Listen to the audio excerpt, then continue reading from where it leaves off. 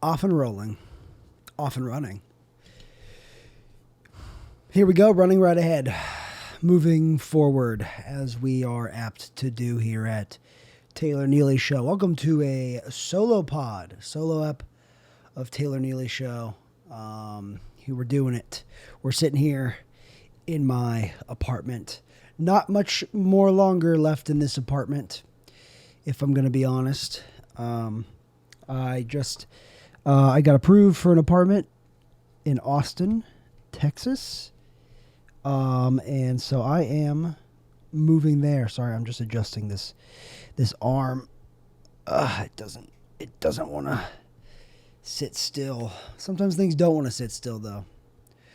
Like live animals, they do not want to sit still. If you grab them, you got any live animal, name one. That's it. It will not sit still if you grab a hold of it. It will not let you. Really, it'll try to get as far away from you as possible if you grab a hold of it. That's just how nature works. Fight or flight. Typically it's flight, but sometimes it's fight. You back that wild animal into a corner, wild animal is going to do what a wild animal does, and that's bite, kick, scream, scratch, slice, stab, shoot if it has a gun. Wild animal will do any of those things to get away from you.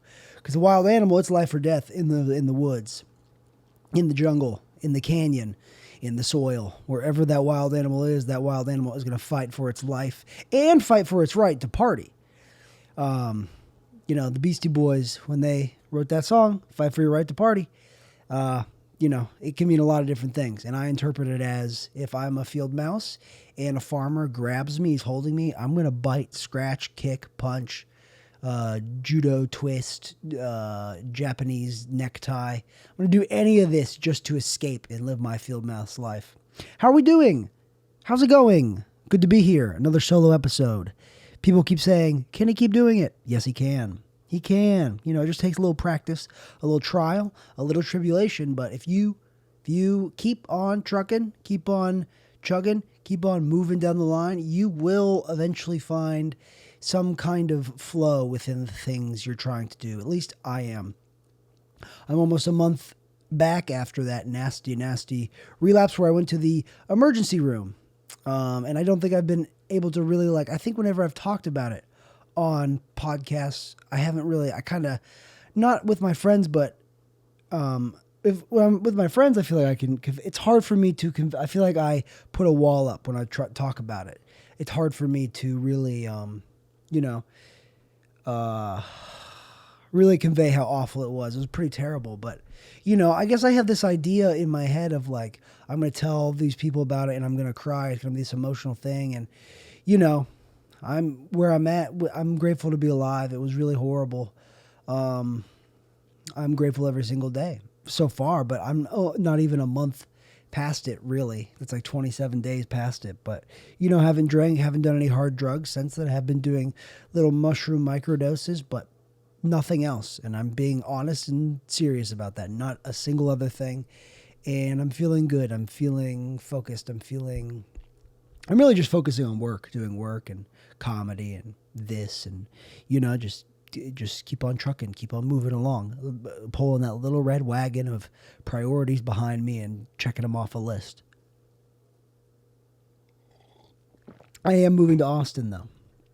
August 5th, I'm out of here. I'm out of this apartment. And I'm excited. I'm excited for a fresh start in the city of dust.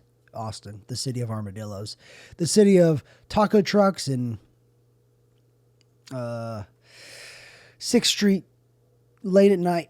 It's Thursday through Saturday. It's shut down. I am excited. It's a new chapter in my life.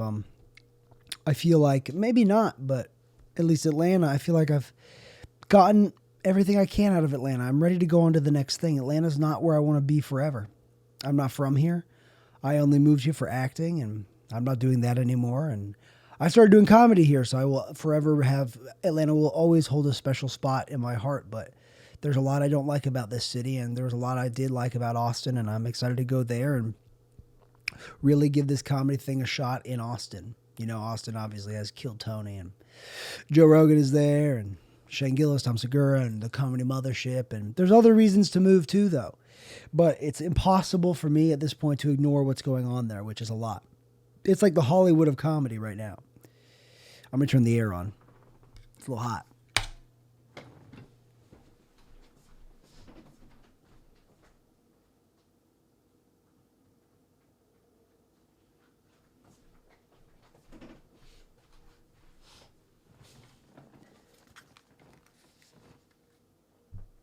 And I've set it. I've set the thermostat to my desired temperature of 69. Nice.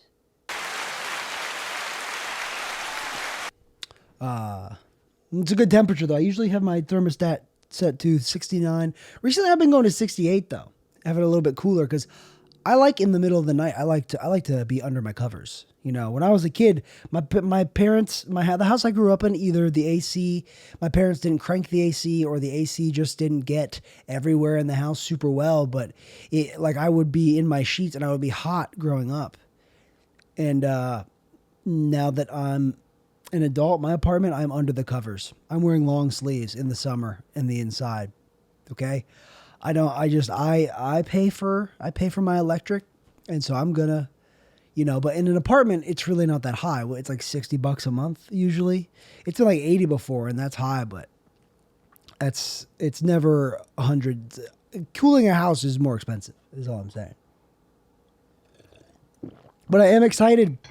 Lots on the horizon. It's like I got approved today, and now that I'm moving on, moving is big. Moving is stressful. And I'm trying to get rid of a lot of stuff. I'm going to try to sell 2 guns because I don't need them. I don't need them unless everything collapses. That's why I got the AR-15, but I think I'm going to sell it because I just want some money to have in the bank when I'm in Austin. Just to have it saved up because I don't know how I don't know how quickly I'll start getting handyman work. I'm sure it'll be fast. It's always fast here. People need handymen. Handymen are not going away. I have job security, and I just kind of fell into being a handyman, and that's okay. That's good. That's all right. Sometimes the best things in life fall in your lap. Sometimes the best things in life are unexpected. Sometimes they are what you weren't prepared for. And that's what I have been learning as I've been getting older is life is a series of unfortunate events. Starring Jim Carrey and 2 kids and a giant snake. You ever see that? Dang, that movie. I love Jim Carrey. If I were to list my comedy idols right now, my comedy heroes, Jim Carrey. As a kid, I loved Jim Carrey so much. Jim Carrey, Cleo White, Atlanta comic, he says I'm kind of like a Jim Carrey myself. So not to toot my own horn, but honk honk.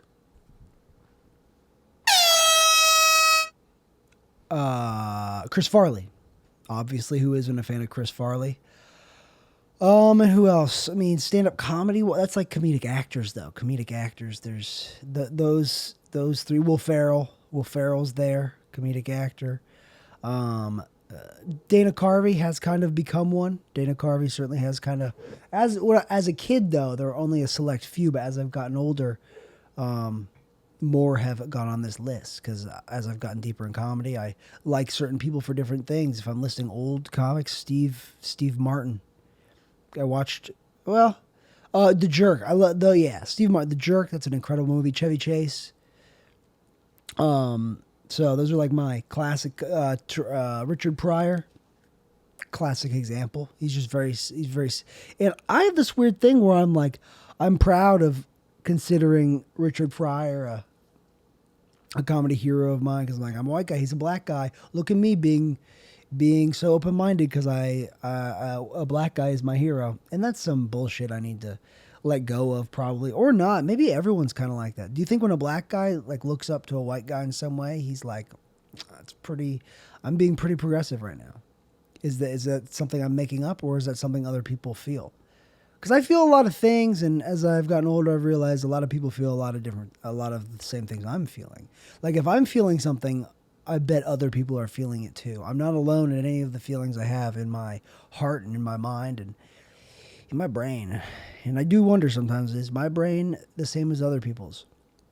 Is my brain is it like if you were to crack my skull open, take my brain out of my head, would it look the same as, say, my friend Luke Bentley's? Would my brain look like his? Or do brains look different? Like, how does my brain differ from my friends' brains? Like, how my thought process works. How does that compare to the way other people's thought processes work? Like the synapses when they're firing, the chemical balances in my brain. How are they compared? Like, how are those levels in there? Because I guess there's not that much. We really don't know that much about the human brain. And who is we? Brain scientists. And not me. I don't know diddly squat about the human brain. I don't know diddly squat about what's going on here. You know, am I just a person amongst people? Am I just a comic amongst comics? Am I just an alcoholic amongst alcoholics? Am I just a human among humans, a worker amongst workers? Am I that? Is that what I am? Or is this all a simulation and I'm all that there is, and someone has it's a cosmic computer game someone has created with and I am the main character? Is that what's going on? Because everything I'm perceiving is that part of just the game that's happening. And when I die, does it start over the game? But then that bleeds into reincarnation. What is that, Buddhism or something that monks think? I don't know. Some I can believe that's real too. But what I can't believe is real is there's nothing when you die. I can't believe that. You know, I am just eternally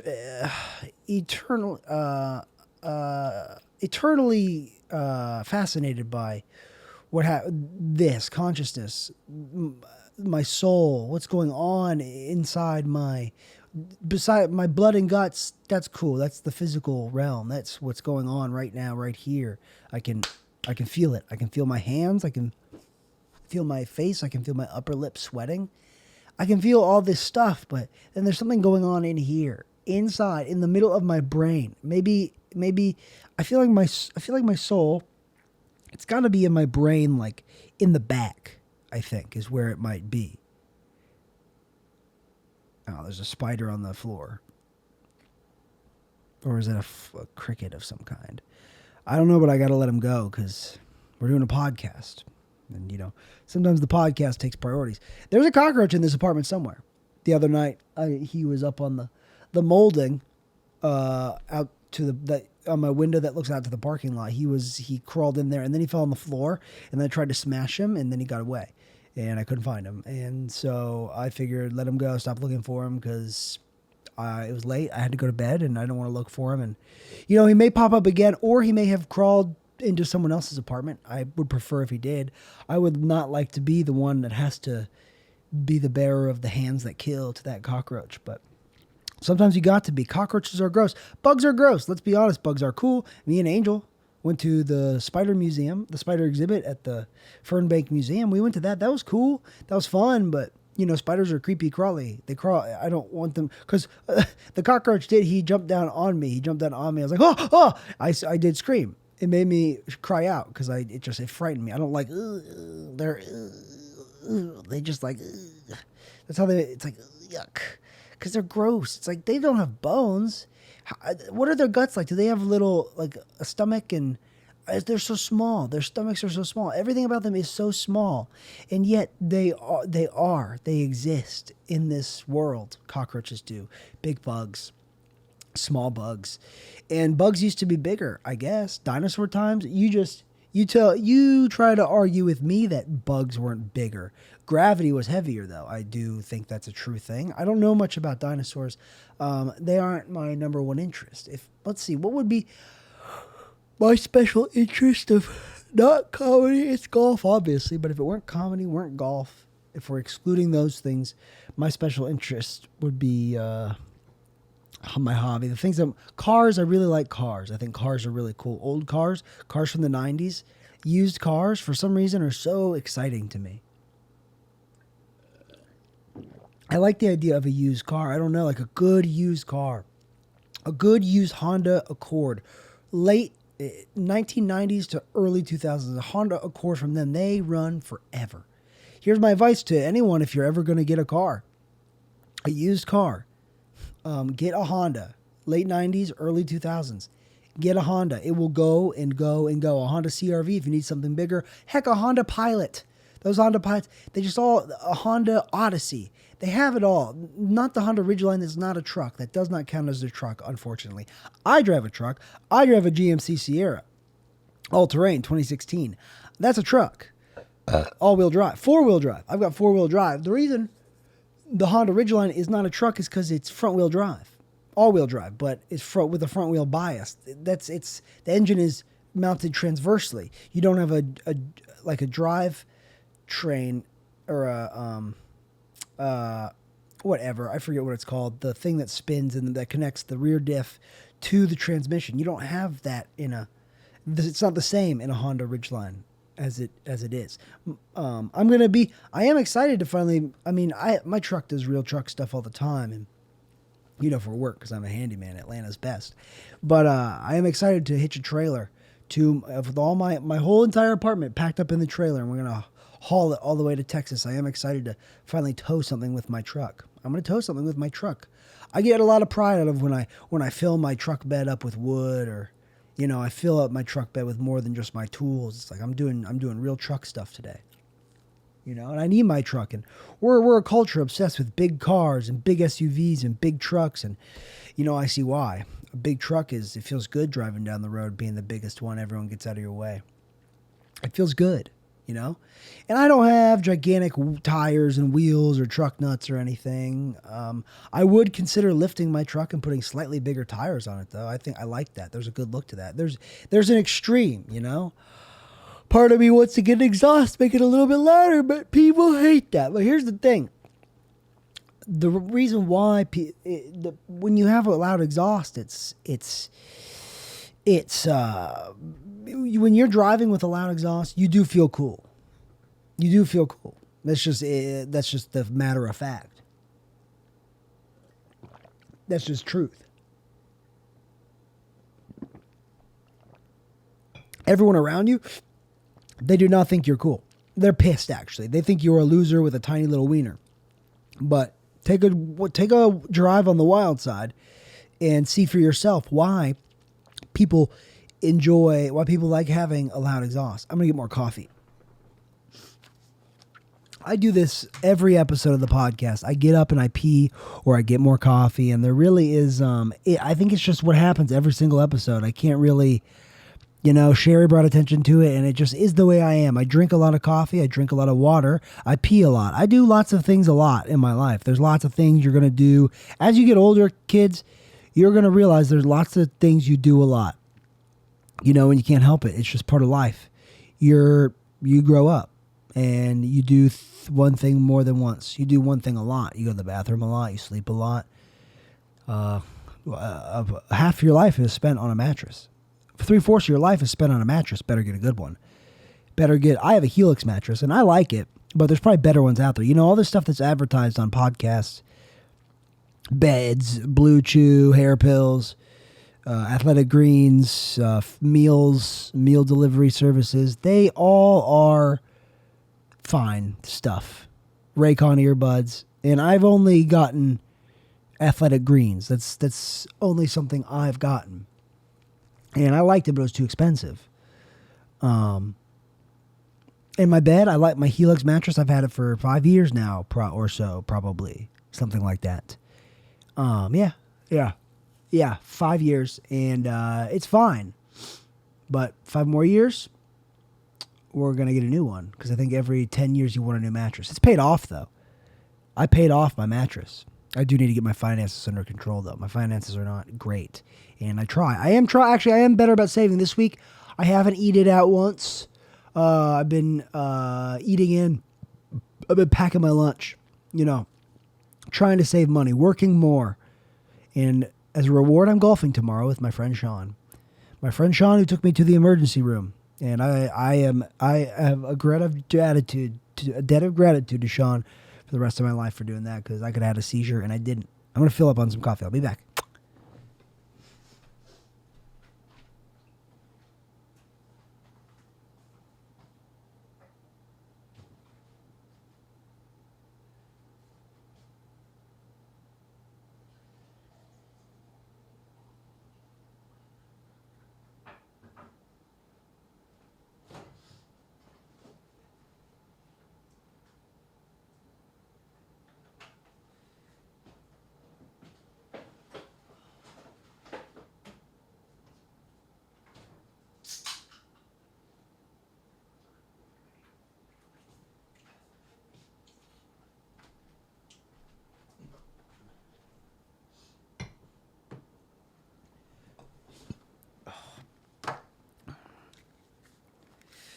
God, I feel like I've had like some kind of like a cold or a slight cold all week. I'm just like, my nose is just like, I think I've been breathing in too much drywall dust or something.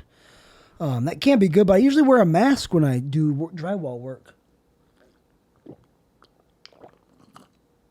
Oh God, my brain is feeling just a little foggy, the foggiest.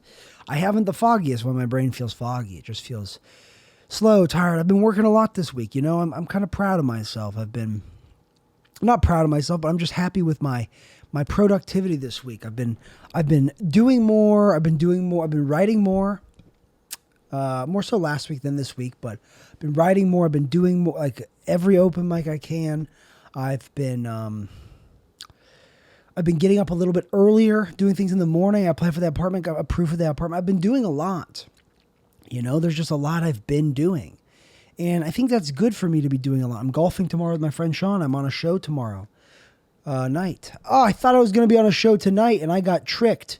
I got misled, and it really frustrated me. I was asked someone, you guys tell me if I was in the wrong here. Okay? Someone asked me, they reached out, they said, I won't tell you what show, but they reached out, they said, see you Friday, ? I said, yeah, totally. Did I agree to do this show? LOL, sorry, I can't remember if we discussed this, but I am free. They said, haha, you didn't, but we'd love to have you there. Okay, sure, what's the deets? There's lots of info on our profile, and tickets are here. The link. Doors open at 7:30 at Limelight Theater. Okay, great. I'll be there. Amazing. And then, so the way they asked it, though, see you Friday, and I said, did I agree to do this show? Ha, you didn't, blah, blah, blah. So this is how I would typically be asked. This is how I get booked on shows in Atlanta.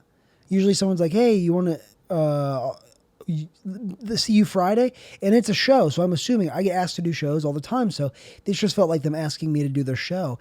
And then for some reason I went back and looked at it, and the fact that they said, haha, you didn't, but we'd love to have you there, I was like, I looked back at it, and that kind of clued me into, oh, maybe they're not asking me to do the show, maybe they're asking me to come. So I said, hey, just to clarify, am I on this show, or were you just inviting me to come watch? Hey, inviting you to come watch, and if you want to participate, you are welcome to wear a green name tag. There's no guarantee we'll pull you on stage, but you can pitch yourself. So then I said, oh, I gotcha. The way you invited me sounded like you were booking me on the show. They said, sorry for the confusion. Yeah, you kind of should be sorry for the confusion. I did send something, but then unsent it because it just seemed, I don't know, but I was like, hey, go. What I did say that I didn't actually, that I unsent on DMs, and there's no way they listen to this podcast, especially after I'm not going to the show tonight, but they misled me, and I feel tricked, and I don't like that. It's like, that's how you ask a comic if they want to do a show, how they asked if I was coming to the show. Okay. That's just how they asked it. But then I did say, hey, going forward, you should probably clarify your phrasing, whatever. And so there's no confusion. And then they said sorry for the confusion, but they misled me, and it felt like a way of marketing. It felt like a trick, and maybe they didn't even know I'm a comic, but I think they did because they're in the comedy community. So it felt like they were tricking me to go to the show, and maybe that wasn't their intention. I don't think people's intentions are typically to trick. I don't think. I feel like it just felt scammy. I texted Angel about it, and she said it did seem scammy, but maybe that's their way of marketing. But it's a bad way of marketing to comedians and performers because it makes me think like I am booked on the show. So that's that. I don't know if I was wrong to assume, but it felt like I just feel like I got tricked, and I don't like being tricked. If you're going to trick me, pull a prank. Pull my pants down in public. Cover my phone in super glue right before I'm about to pick it up so it sticks to my hand. It's really hard to get off. Do a trick like that. Cover my golf clubs, the grips, in pine tar so it's really sticky. Fill my bed with Elmer's glue so I get stuck to my sheets. Put Velcro while I'm sleeping all over my body, one side of the Velcro, and then Velcro on the inside of my clothes so I get Velcroed to the inside of my clothes. Do something like that. My keys to my truck, dip them in syrup so when I grab them, they're sticky. Do something like that. Don't do a misleading. It's not even a trick. It's like, well, no, I don't want to go to the show. And I set aside that time for this evening to go to that show, to be on that show. They're lucky someone else didn't ask me to be on another show. And then I said no to them. They're lucky that didn't happen because I committed to this. If it was a good enough opportunity, I would have done that, obviously. This show was nothing to me. It was just something to do. But I would have still done it. You guys tricked me. They owe me one now. They owe me a show. I'm not going to get all high and mighty about it, but they owe me a spot. They owe me a spot on their show. I'm golfing tomorrow. Golfing with my friend Sean. I'm excited. I golfed twice last week. I love golf. Golf is just so fun, such a good time. I love golf so much. It's my hobby. It's so fun. It's so hard to portray to people why golf is so great. Why is golf so great? Why is it so great? Why is it so great? How do I portray to people that why golf is so great? To me. Because I grew up playing sports. I grew up playing baseball, football. I wrestled. I played a tiny bit of soccer. I played a little bit of lacrosse. Played lacrosse for one season. I went to one volleyball practice in high school, and it was not for me. It could have been for me. I'm one of those people, like, I practice something enough, I'm good at, I get good at it. I'm an athletic person. I went and practiced chipping today for an hour. I could have practiced longer. If I didn't think I was on this show, okay? But I did chip, and I'm getting a really, really nasty flop shot, and it's kind of what I default to now around the green is a flop shot. It's just kind of what I do. It's what I've become, where I've practiced a lot, so it's kind of what I've become the best at. But the flop shot is what's crazy about it is it's so hard. And I can practice it so much, and I can still fuck it up. But golf is just a testament to something that you just got to practice and practice and practice and practice. It's something you got to practice and practice and practice and practice and keep practicing forever and maintain that skill. It's a hard thing to get good at, but it's more than a sport. It's more than a game. It's a game, but it's maybe the best game ever invented because it's hard. It's a hard fucking sport. And when you start to get decent, I've been shooting 90 recently. The past 3 rounds, I've shot 90. When you start to get decent, like better than the average golfer, it's even more fun. It's even more fun because you make shots and it's just like, how did I do? I can't believe I even did that. Because it's very cool to be able to manipulate a golf ball like that with golf clubs, with a piece of metal hitting a piece of plastic. Oh, something with a 3-piece urethane construction. It's a spiritual game. It is. I think it is. I view it as a spiritual game. I view it as something that it helps me connect with. I don't know what it helps me connect with, but it helps me connect with something that it's not based around comedy. It's not based around work. It's its own thing. And my new friend Andrew, who I golfed with on Sunday, said like, oh, I should do, I should tape content for golf. And it's just like, yeah, I could, but I'm already doing so much. Maybe I don't want to shit where I play. Maybe I want to keep golf as golf and just focus on comedy. Because I've got stand-up comedy and podcasting. And really, that's enough to focus on. You can only focus on so much, and I barely have enough time to do any of the things I've been doing. I have barely enough time to do the things I want to do. But then again, I have traveled a lot recently. I've been in New York City. I've been to Kissimmee, Florida. I've been to Palm Beach, Florida. I've gone up to Ohio end of this month, or beginning of June.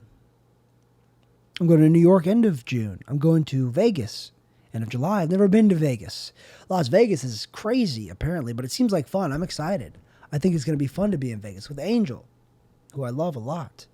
And I wonder if that's okay if she's okay with me saying on that podcast that I love her a lot. I mean, we're an official couple, but it's just like, who knows? I don't know. She doesn't listen to this show, so I don't think, maybe she does and I don't know it, but it's like some people are like, they say they'll listen and then they don't. It's like, it doesn't matter to me if you listen. This podcast it's not really for my comedian friends. It's not It's not for my girlfriend. It's not for my parents. My parents don't even know I went to the emergency room, and I don't know if I should tell them. I'm okay. I just don't want to worry them.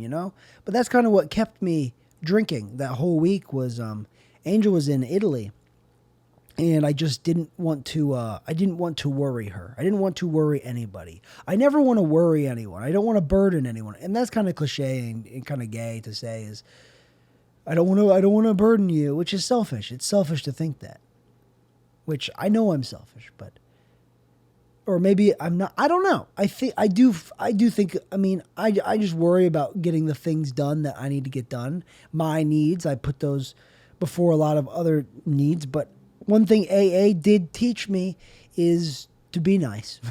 Be nice, be kind, treat others the way you want to be treated. Find joy in anything and everything you can. Approach the world with kindness. Approach the world with an open heart and open mind, and be ready, be accepting of whatever it throws at me. That is the way I try to live. I try to live that, and I don't know if it's become second nature, but recently I've just been working a lot, and then doing comedy, and then calling Angel, and going to the gym, and just doing a lot. And I really was living in self-pity earlier this week. It's better today and yesterday. I think going to the gym really made me feel better. I was just, a long-distance relationship is not easy. It's not easy, and I miss Angel a lot, and I'm going to see her, but it's not easy. She may join me in Texas. She may not. I don't know. Who knows what will happen in New York City? She hasn't even been there a month. And so much can happen in a year. I would like her to join me in Texas, but I'm never anyone to tell anyone what to do. I will voice it to her that I would like her to join me, but maybe she'll want me to join her, and I don't know if I can go to New York City. I don't know if I can take my truck to New York City. I could do handyman stuff in New York City. Maybe down the line, if I end up living with my girlfriend, we could split rent and it would be cheaper.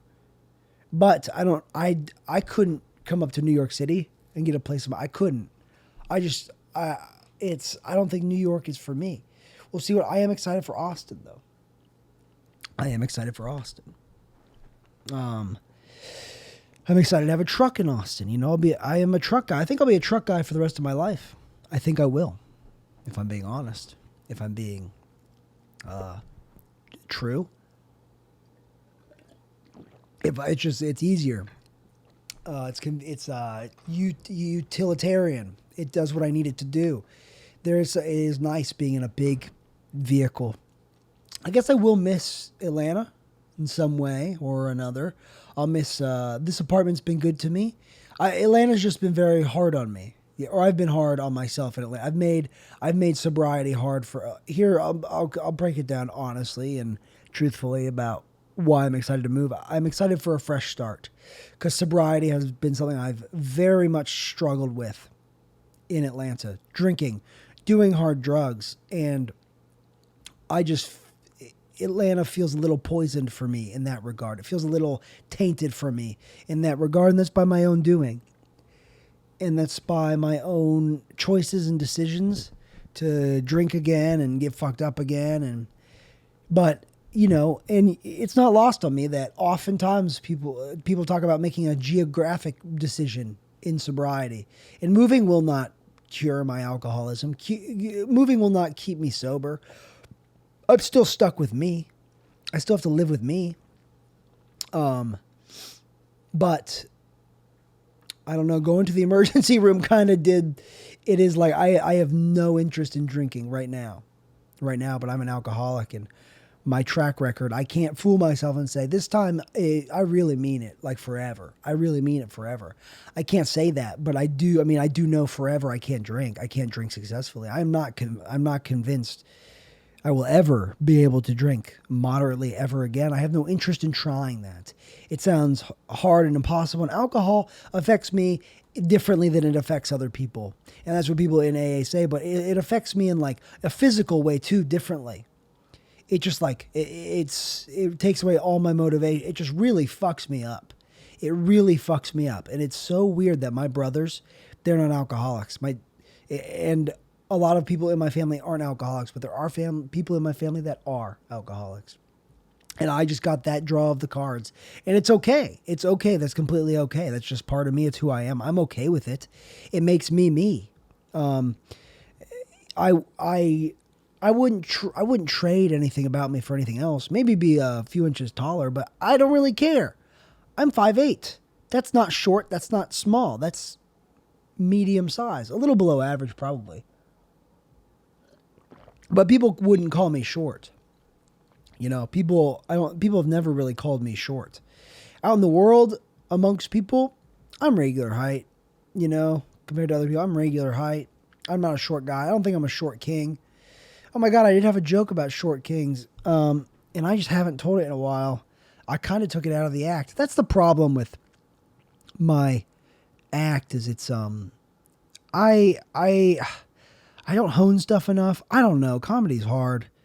Comedy is it's not easy to be good at, and sometimes you do well and you think you're good, but then you bomb and you're like, I really do suck at this. And I'm a little over 3 years in, and that's young in comedy. You should not be getting things at 3 years in. On average, typically, no one's accomplishing much at 3 years in. Some people do. Now with the internet too, people are getting things, and the internet helps. And I have colleagues, peers of mine that have achieved more than I have achieved, and that's just on their timeline. It's not on my timeline. But I also get caught up in my timeline not going as fast as I want. I wish my timeline would go faster. I wish there was a way to pay money to make it go faster. I'm sick of waiting. I'm impatient. I'm impatient to my bones, to my core, to my guts. If you were to cut me open, it would just be riddled with impatience. Impatience would be all up the walls of the inside of my body, all up the inside of my long intestine, my heart, my stomach, my liver, my kidneys. There's going to be impatience all over there. That's all you're going to see. And, that's something I combat every day. I've got a serious case of impatience. I've got a serious case of I don't want to wait.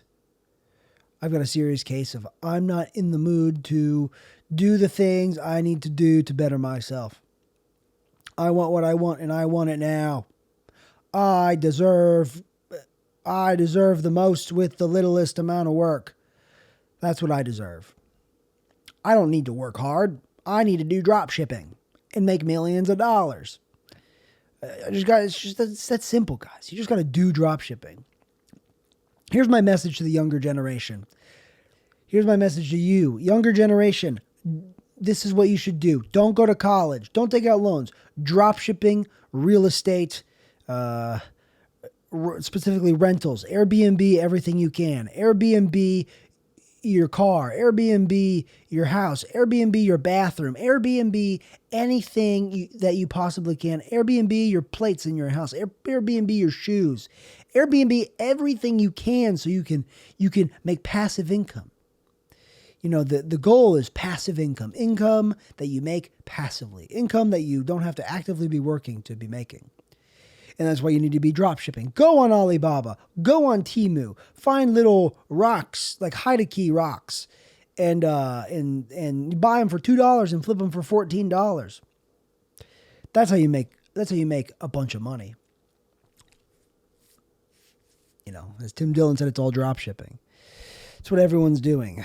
The economy does feel kind of fucked. I'm like the last, a lot of people work from home. A lot of people work on their computers, tip-tapping away.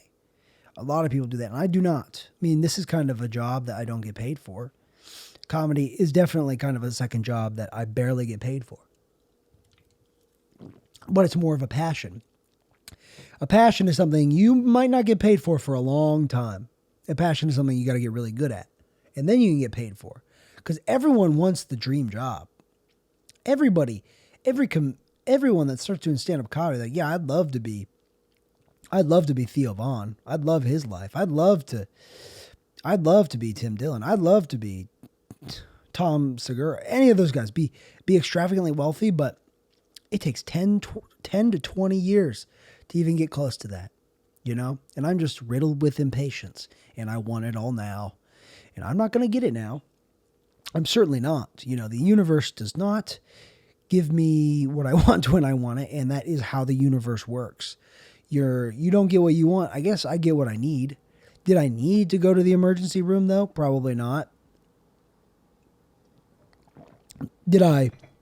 But maybe there is a lesson to be learned there, and I'm all about learning lessons. I'm all about learning lessons all the time. Teach me lessons I need to learn, even if they're hard. And they are hard. That was the hardest lesson I think I've ever had to learn in my entire life. Go to the emergency room, get pumped full of fluids, be in the most discomfort I've ever been in my entire life. The lesson there is don't fucking drink again. Don't do this to yourself. You're going to die. That's the lesson. That's the lesson takeaway, right? That's the takeaway. Actually, the real lesson is people love me. A lot of people showed me a lot of love in a moment when, I didn't feel like I deserved love.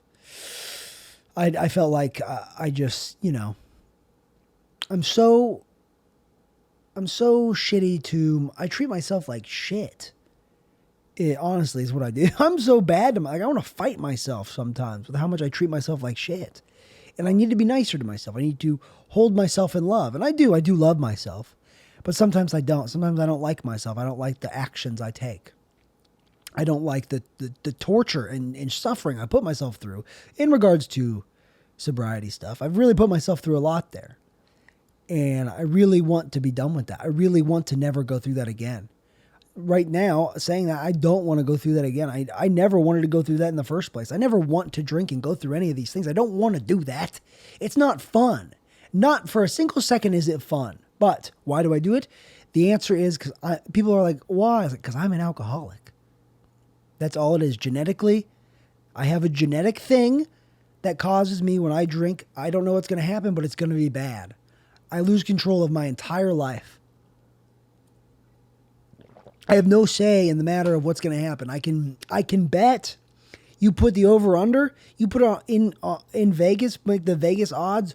If Taylor drinks, is he gonna smoke meth, smoke crack, do cocaine, buy pain pills off the street? Is he gonna do that? Probably, certainly, he will do that if he drinks. He will do that.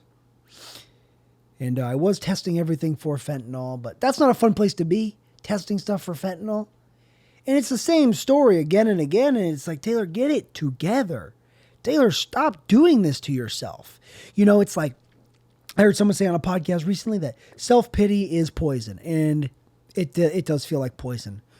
And I was feeling self-pity earlier this week, like about comedy, about my relationship, about just like lots of different things, wallowing in self-pity. And then I heard on a podcast, self-pity is poisonous, and I needed to hear that because it does kind of rot me from the inside, it feels like. And I'm like, okay, it's time to keep moving forward. It's time to put one foot in front of the other. One small step for mankind, one big step for Taylor Neely.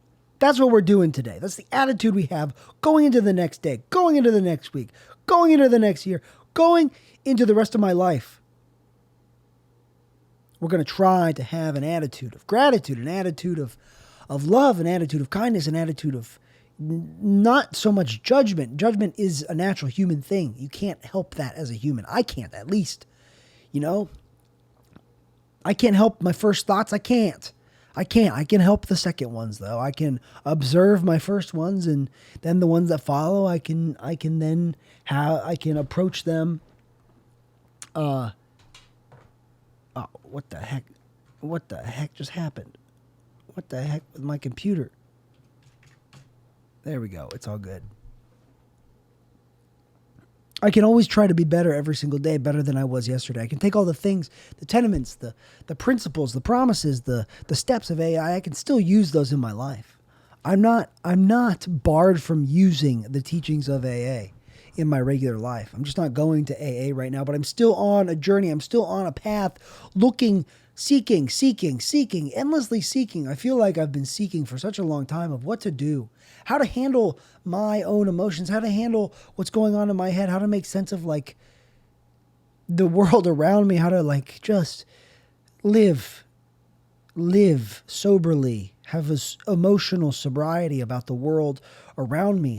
Don't be so anxious and scared about the world around me, because there's so much fear in my body. There's so much fear in my brain. There's so much, and I handle it well sometimes. out in the world? I do. I'm pretty well adjusted. I'm pursuing dreams. I have a job. I'm a small business owner, for fucking crying out loud. I am a small business owner of one. I am successful by world standards, but it's easy to lose sight of that. It's easy to lose sight of that and wallow in self-pity and have self-doubt. And I am trying my best to break out of any self-doubt, but I just do. That's just my general disposition on the outside. I'm pretty cheery. I'm pretty happy. I am a happy guy, but multiple things can be true at the same time. And I'm also so incredibly anxious that I will never live up to these bullshit expectations I have in my head.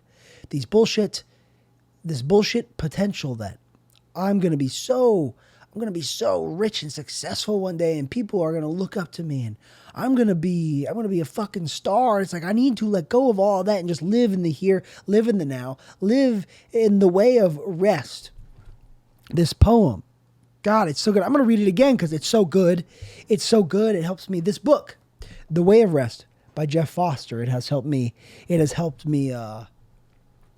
just live a little easier, live a little more truthful to, there's just truth in this book, I think, to like how I should be operating in the world around me. And there's no one way or right way to operate in the world that is around me. There is no one right way.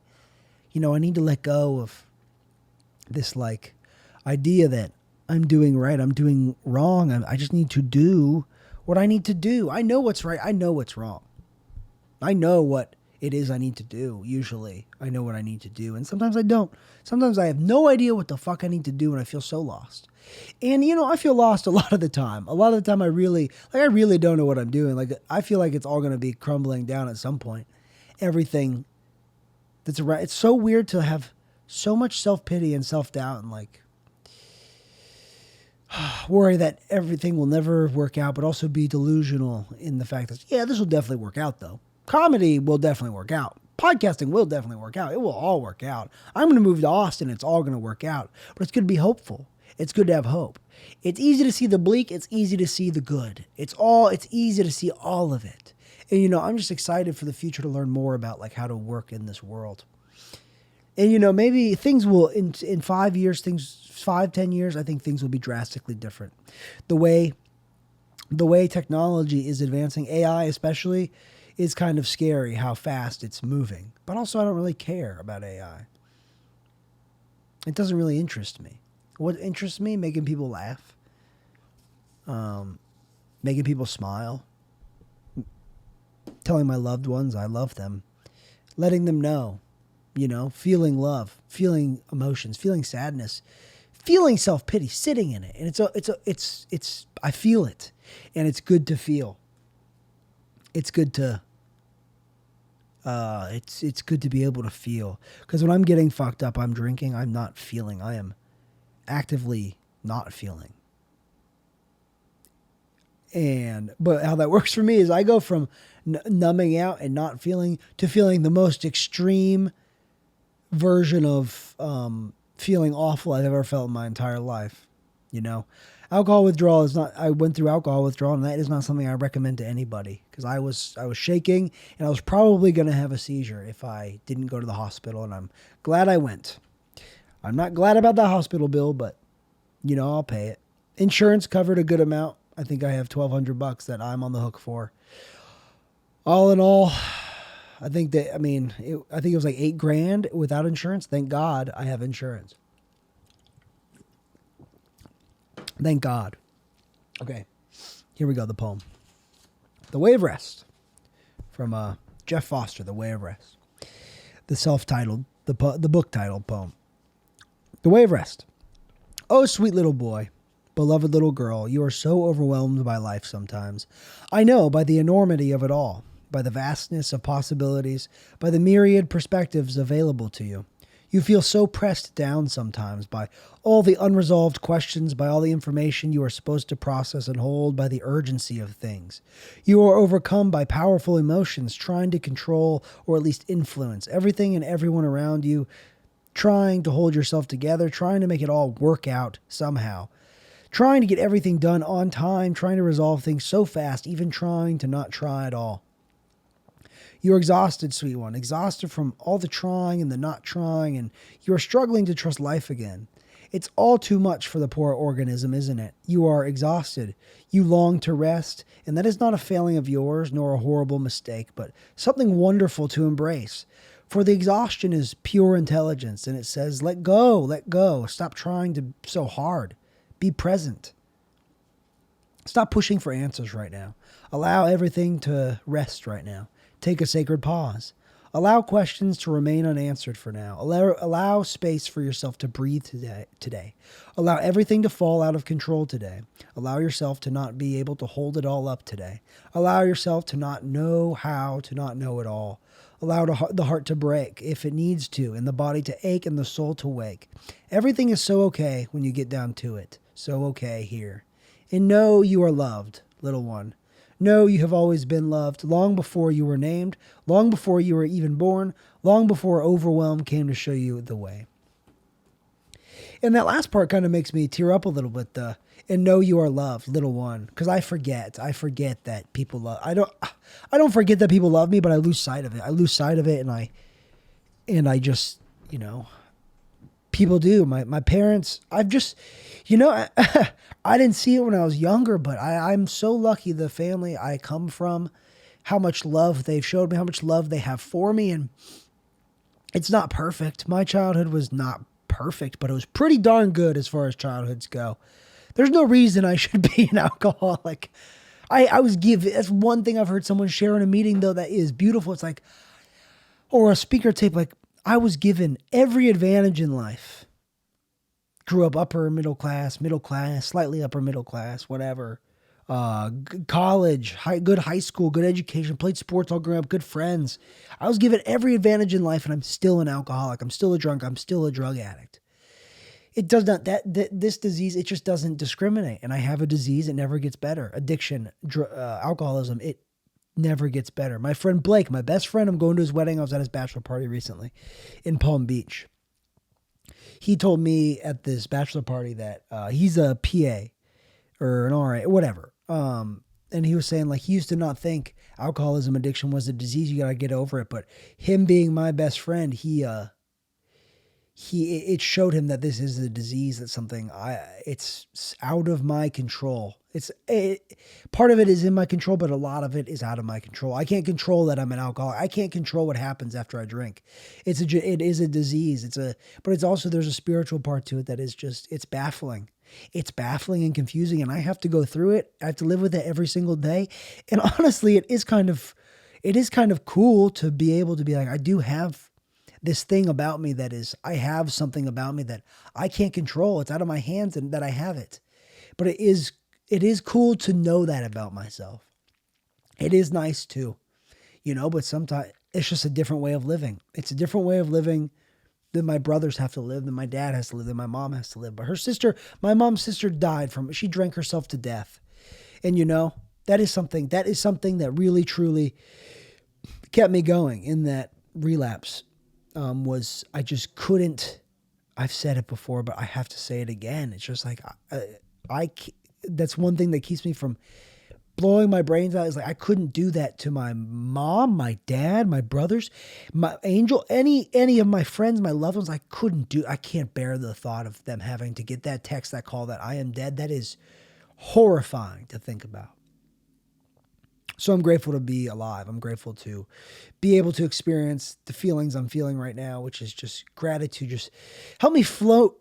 God damn, help me just float through the world today. Help me just be in the world today and, bring some of this into maybe my comedy, bring some of this into my, have a sense of freedom that I get to live another day. I just want to be free. How free do I want to be? I want to be pretty darn free. And I really lock myself up sometimes. I really put a boot on the wheel of life sometimes. And I don't need to live that way, but sometimes I do. Sometimes I don't. And I guess it is nice to be a human. It's nice to experience all that there is to be human, because there's a lot. As I get older, the emotions I feel are different. I feel sadness more. I feel self-pity more. I feel, I think life just, I think it just like weighs down on me as I get older in ways I did not expect when I was younger. But what's great is I can learn from those feelings. I can bring those feelings into that experience, these experiences I have. I can bring these experiences into the rest of my life and try whatever lesson I should be learning from them. I can bring it into my life and maybe somehow, consciously, subconsciously impart some of that advice, that wisdom, that I don't know, experience onto other people. Give whatever I have gone through and just, I don't know, bring it out into the world. And I don't know what way. I think what we do is like we bring our experiences along with me and somehow we impart them onto other people, whether we mean to or not, in good ways and in bad.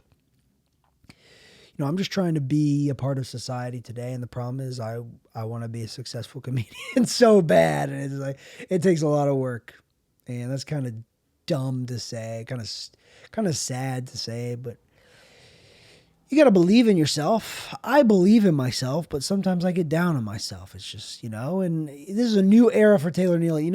I was saying 2024 is the year of kindness. It was a year of change and things were going to be different, and things are different. I'm moving to Austin, but some things are the same, and, things can be different this time. I don't have to feel that way ever again. And I think I've talked about it so much, but it's hard not to talk about that thing because it was traumatizing going to the emergency room. Thank God I didn't call an ambulance. That hospital bill would have been so much more if I called an ambulance. So much more. So, another episode that wasn't very funny, I guess, but, I am like, I see people like Casey Rocket, William Montgomery. I don't really watch their podcast, but, this persona they have, and I'm not trying to cultivate a specific persona. I'm just trying to be me, but I know I can be funny. Being funny, comedy, it's a big part of my life, but also sweetness and sensitivity and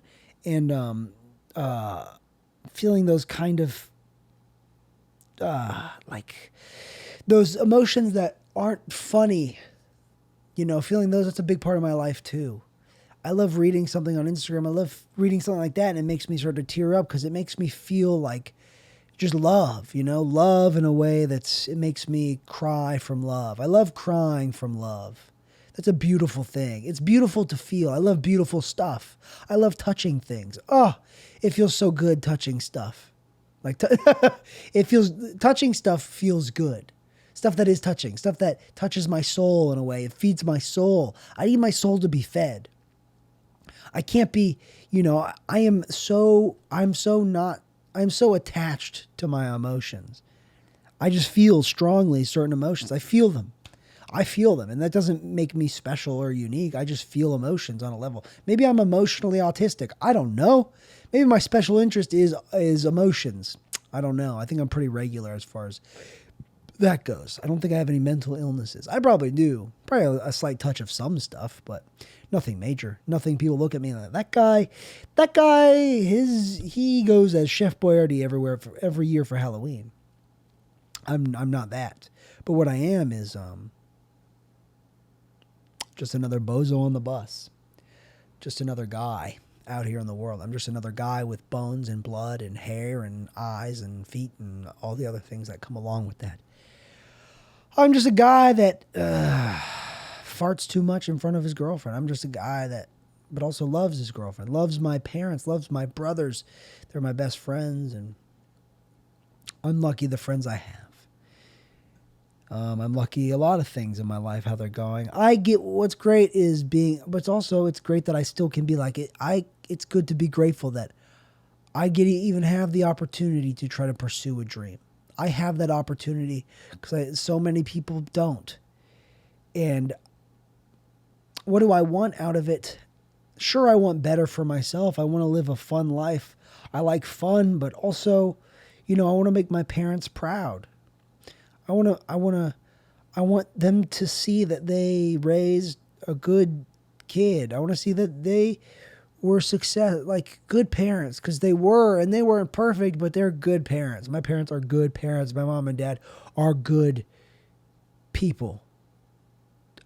My grandparents are good people. When you come down to it, they care, they love, they showed me more love than I didn't even see at the time until now, until I became an adult. I could really see that they really, what my family's good at doing is showing love.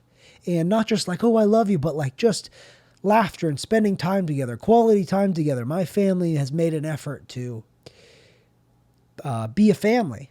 And not everyone gets that, but I got that. And I'm so lucky to have had that in my life. So lucky, and it's not lost on me. And I should probably go call my grandparents after this. I call my parents a lot. I talked to my dad today, but I need to call my grandparents because, you know, they try hard. They try hard to support this family. And, you know, getting old looks like it sucks. Getting old looks like it's very hard. But that's part of life. That is part of life. And, you know, eventually they will be gone. And that will be so fucking sad. But that's part of life. And it's just, I'm lucky to be able to experience all of it. I'm grateful to be able to experience all of it. You know, I thought about this recently. I was like maybe comedy doesn't work out. It's like maybe comedy doesn't work out. Maybe me and Angel, we work out, and then we, whatever happens down the line happens. But like, I get to have had the experience of having pursued a dream. You know, is that failure if it doesn't work out? I don't know. In some ways, yes, but in some ways, no. At least you tried. You know, and that's one way to look at it. But then also it's like, it's easy to be like, I fucking failed. That was a failed comic. And I'm not, you know, I'm trying, I'm making efforts to get better at that every single day. And, yeah, I don't know. We've done an hour. I think that's good for now. Thank you for listening. Sorry, I kind of cried a little bit there at the end, but it feels good. It feels good to be able to feel that. Crying is good. It's cathartic. See you again next week. Next time, whenever. Love it. Love is in the air.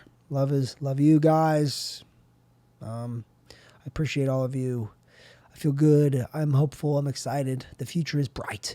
The future is bright. It's coming fast. All right. Taylor Neely Show. Next time, next week, next time get ready because it's going to punch you in the back of the head. Love you.